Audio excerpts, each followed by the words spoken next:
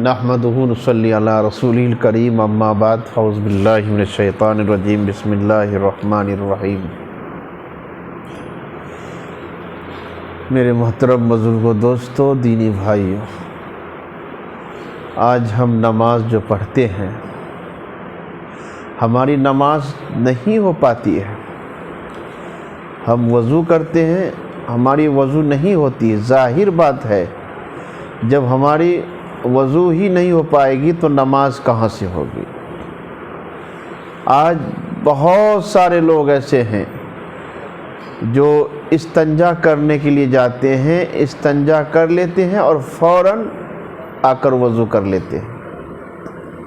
حالانکہ استنجا کرنے کا اصول طریقہ یہ ہے کہ جب انسان استنجا کرنے کے لیے جائے تو سب سے پہلے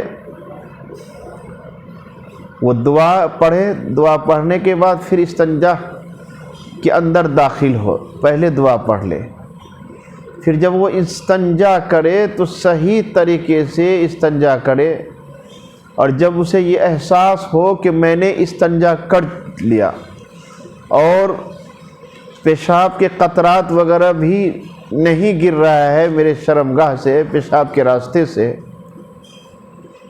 تو پھر حکم یہ ہے کہ وہ آدمی کھنکھار لے کر کی آواز جو ہوتی ہے اس طرح کر لے، تاکہ پیشاب کے شرمگاہ کے اندر جو نلی ہوتا ہے اس کے اندر جو بھی پیشاب کے قطرات ہے وہ صحیح طریقے سے گر جائے اور خارج ہو جائے۔ پھر جا کر وہ آدمی پانی خرچ کرے، پیشاب گاہ کو دھوئے، پیشاب کے راستے کو دھوئے، شرمگاہ کو دھوئے، پھر جا کر وضو صحیح اندازے میں کرے۔ یہ مسئلہ تو ان لوگوں کے لیے ہے جو آدمی صحت مند ہے، جس کو کوئی بیماری نہیں ہے۔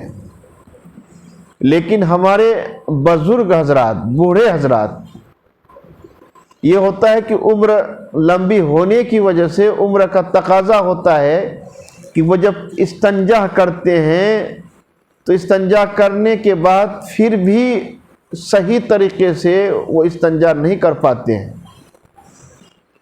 پیشاب کے راستے میں، پیشاب کے راستے کے جو نلی ہے اس کے اندر پیشاب کے قطرات ہو جاتے ہیں، رہ جاتے ہیں، اور اس کو احساس ہوتا ہے کہ جب ہم کھڑے ہوتے ہیں تب جا کر مجھے کیا ہوتا ہے، پیشاب کے قطرات لنگی وغیرہ میں گرتا ہے۔ تو اس کے بارے میں مسئلہ یہ ہے کہ ہر آدمی استنجا بھی کرے۔ پیشاب کرنے کے بعد استنجا کا مطلب یہ ہے کہ ڈھیلا وغیرہ کا بھی استعمال کرے۔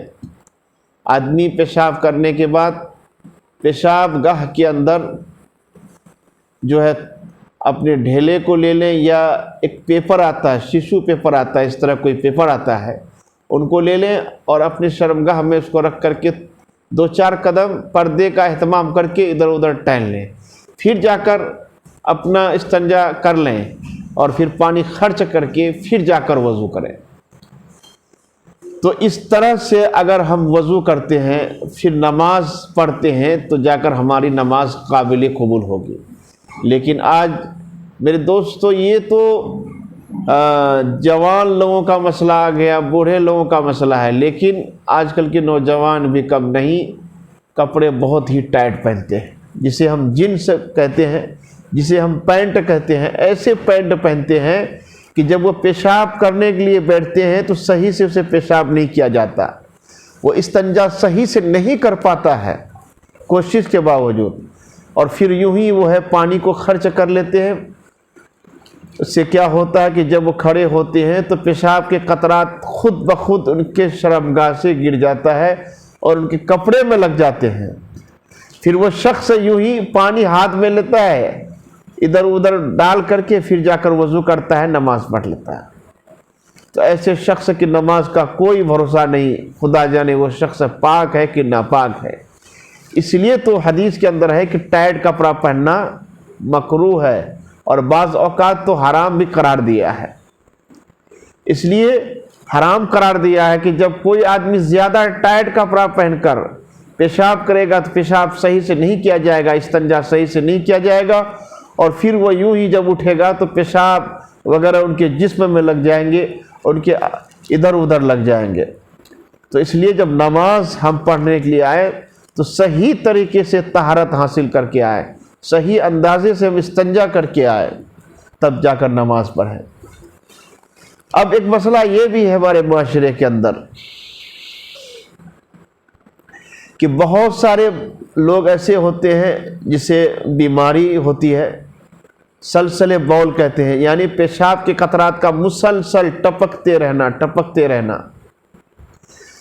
چنانچہ فتویٰ عثمانیہ کے اندر حضرت علامہ تقی عثمانی صاحب لکھتے ہیں کہ وہ شخص، وہ مسلمان، خواہ مرد ہو یا عورت، اگر کسی کو سلسلے بول کا مرض ہے اور ان کو اتنی دیر بھی مہلت نہیں مل پاتی ہے کہ وہ نماز وضو کر کے نماز پڑھ پائے، تو فرمایا کہ وہ شخص معذور ہے، یعنی وہ شخص معذور ہے۔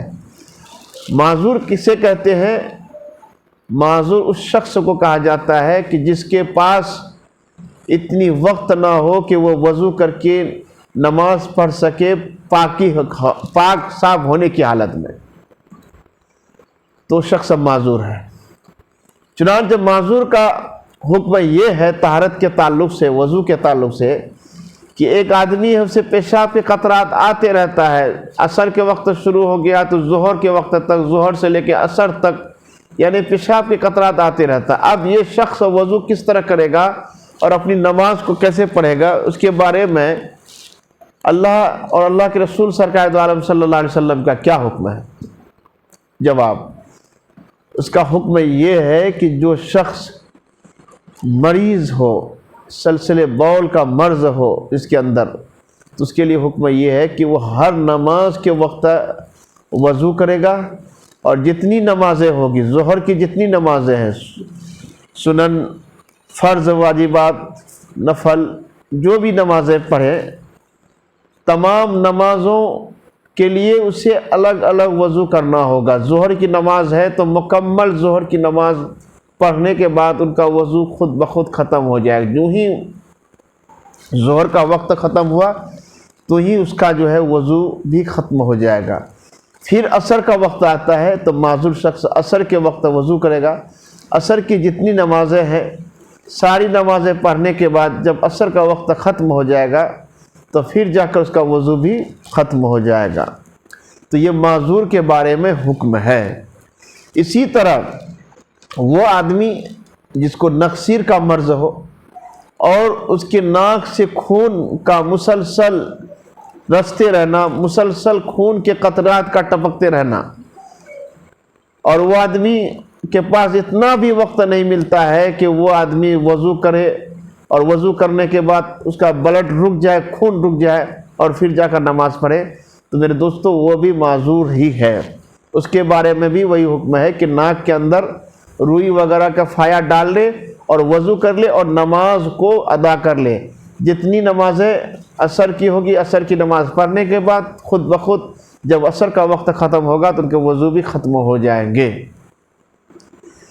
تو اب یہ مسئلہ تو ہوا معذورین حضرات کے لیے جو حضرت معذور ہے، لیکن میرے دوستو معذور شخص بہت کم ایسے اپنے معاشرے کے اندر ملیں گے کہ جو نماز کے پابند ہو۔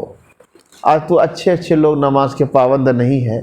آج لوگ نماز کو بہانہ بنا لیتے ہیں کہ بھائی ہم نماز کیسے پڑھیں، ہم کو پیشاب کا قطرات آتے رہتا ہے، ہم نماز کیسے پڑھیں، ہمیں یہ پریشانی ہے، وہ پریشانی ہے، جبکہ تمام پریشانیوں کا حل اللہ رب العزت نے قرآن حدیث کے اندر ذکر فرما دیا ہے۔ اب جس آدمی کو چاہیے وہ قرآن پاک کا مطالعہ کرے، رسول اللہ صلی اللہ علیہ وسلم کی حدیث کو دیکھے، پھر جا کر ان کا حل اپنے علماء کرام سے جا کر ان کا حل نکالے۔ لیکن آج مسلمان اتنے کم ظرف ہو گئے ہیں، مسلمان اتنے گڑ گئے ہیں کہ آج اسے نماز کے لیے کہا جائے تو نماز کے لیے جو شخص کہتے ہیں اس سے یہ بھی کہہ دیتا، کفریہ لفظ بھی کہہ دیتے ہیں کہ ارے بھائی جاؤ تمہیں ہی جنت ملے گا، ہمیں جنت کی ضرورت نہیں۔